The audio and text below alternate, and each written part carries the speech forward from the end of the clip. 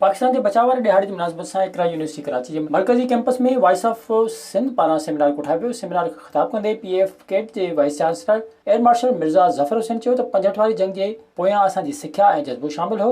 हुन चयो त भारतीय राफेल सां फ़र्क़ु नथो पए, असुल शइ असांजो जज़्बो ऐं ट्रेनिंग आहे। DIG सिक्योरिटी मक़सूद मेमण जो चवणु हो त आज़ादी जी क़ीमत हूंदी आहे, अॼु जेको अमन आहे उन पोयां केतिरनि ई ख़ानदान जूं क़ुर्बानियूं शामिल आहिनि। अॻूणे सिफ़ारतकार कैप्टन रिटायर्ड जमील अहमद ख़ान चयो त 5th जनरेशन वार ऐं हाइबर वार जो मक़सदु नाकारी सोच पैदा करणु आहे।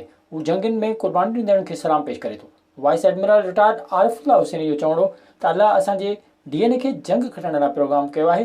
असां आर्मी ताक़तुनि खे शिकस्त ॾिनी आहे। जेकॾहिं असां आइन ऐं क़ौमी तराने खे सम्झी वठूं त तरक़ी जो रस्तो पाणे निकिरी ईंदो।